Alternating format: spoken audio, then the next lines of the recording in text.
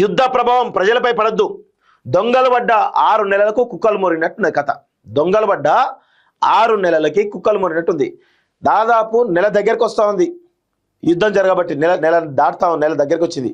ఇప్పుడు ప్రజలు ఇబ్బందులు పడద్దని చెప్పేసి మొత్తం క్యాబినెట్ మీటింగ్ పెట్టేసి క్యాబినెట్ భేటీ పెట్టేసి ఎరువులు, విద్యుత్తు, ఆహార కొరత రానివద్దు, చమురు, గ్యాస్ దిగుమతులపై కేంద్ర కేబినెట్ భేటీలో ప్రధాని మోడీ అని చెప్తున్నారు. సో ఇప్పుడు ఆల్రెడీ యాసంగి అయిపోయింది. యాసంగి అయిపోయేసరికి నెక్స్ట్ పంటకి రెడీ అవుతున్నారు రైతులు. ఈ క్రమంలో యూరియా సంబంధించినటువంటి కొరత ఆల్రెడీ స్టార్ట్ అయిపోయింది. అసలు పంటలు వేయద్దని చెప్పేసి పరిస్థితికి ప్రభుత్వాలు వచ్చాయంటే మీ పరిపాలన ఎంత దిక్కుమాలితనంగా ఉందో. ఎందుకంటే యూరియా సప్లై చేసేది కేంద్రం, రాష్ట్రం సంబంధం. కేంద్రం ఇస్తే రాష్ట్రం సప్లై చేస్తుంది. కేంద్రం ఎక్కడైతే కొరత పెడుతుందో అప్పుడు రాష్ట్రం కూడా కొరత పెట్టే అవకాశం ఉంటుంది. మొన్న జరిగినటువంటి యూరియా విధ్వంసం ఏదైతుందో రాష్ట్రంలో, అది రాష్ట్రం వల్ల కాదు, కేంద్రం చేసినటువంటి జాప్యం వల్లనే ఇదంతా జరిగింది. సో ఇప్పుడు నెక్స్ట్ పంట కూడా యూరియా సరఫరా చేయలేమని చెప్పేసి చేతులు ఎత్తేసింది కేంద్రం. సో ఇప్పుడు రాష్ట్రం దిద్దుబాటు చర్యలు చేస్తూ ఉంది. నెక్స్ట్ యూరియా కొరత ఉంటుంది, మీరు పంటలు వేయకండి చెప్పేసి చెప్పేటువంటి ప్రయత్నం రాష్ట్ర ప్రభుత్వం చేస్తుందంటే ఎంత దిక్కుమాలినటువంటి పరిస్థితిలో మనం ఉన్నామో ఒకసారి అర్థం చేసుకోండి.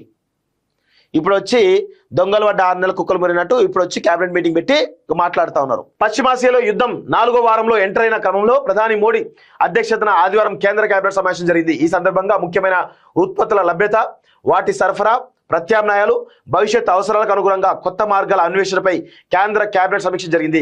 ఖరీఫ్ సీజన్లో ఎరువులు, విద్యుత్తు, ఆహార కొరత రాకుండా చూడాలని, చమురు, గ్యాస్ దిగుమతులు, ప్రత్యామ్నాయ మార్గాలపై దృష్టి పెట్టాలని ప్రధాని కేంద్ర మంత్రులు ఆదేశించినట్టు తెలిసింది. ఏదేమైనా యుద్ధ ప్రభావం ప్రజలపై పడకుండా చూడాలని స్పష్టం చేసినట్టు తెలుస్తోందంటూ చూస్తున్నాం. సో ఇక్కడ విచిత్రాతి విచిత్రం ఏంటంటే వీళ్ళు పరిపాలనలో ఒకలాగా ఉంటారు, బయటికేమో కేవలం ఒక మత ఉన్మాదులాగా వివరిస్తూ ఉంటారు. ఎంత దారుణంగా అంటే వీళ్ళు ఒక ఎకో సిస్టమ్ తయారు చేశారు. ఆ ఎకో సిస్టమ్ పరంగా మత ఉన్మాదాన్ని ఎట్లా ప్రేరేపించాలి, మత ఉన్మాదాన్ని ఏ విధంగా ప్రజల్లోకి ఆ ఉన్మాదం అనేటువంటి ఒక దాన్ని చొప్పి మొత్తం ఓట్లు దండుకోవాలి, ఇదే ప్రయత్నం చేస్తూ ఉంటారు తప్ప వేరే ఏమి లేదు. ఇక్కడ 100% ప్రధాని మోడీ పరిపాలనలో విఫలమైపోయిండు. దేశాన్ని అధోగతి పాలు చేస్తున్నాడు. దేశం ముందుకు పోవాలన్నా వెనక్కి పోతా ఉంది. ఈరోజు ఎడ్యుకేషన్ సిస్టమ్ సరిగా లేదు, ఎంప్లాయ్మెంట్ సిస్టమ్ సరిగా లేదు, రీసెర్చ్ సరిగా లేదు, వ్యవసాయం సరిగా లేదు, ఏ రంగం కూడా సరిగా లేదు. కేవలం ఒక మత ఉన్మాదంతో ప్రభుత్వాన్ని నడుపుతున్నారు తప్ప వేరే అభివృద్ధి అనేటువంటి కోణంలో నడపట్లేదు. ఈరోజు చదువుకున్న వాళ్ళు కూడా ఏదో అయిపోయింది అన్నట్టుగా మాట్లాడుతూ ఉన్నారు. ఒకసారి నేను ఇంతకుముందే జస్ట్ పొద్దున వాకింగ్ పోయి వస్తున్నా, నాకు కనబడేటువంటి విజువల్ మీకు చూపిస్తా.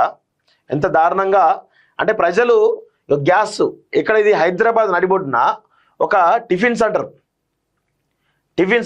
పరిస్థితి చూడండి ఎట్లుందో. వాళ్ళు గ్యాస్ దొరకట్లే అని చెప్పేసి కట్టెల పొయ్యి మీద బోండాలు వేస్తున్నారు.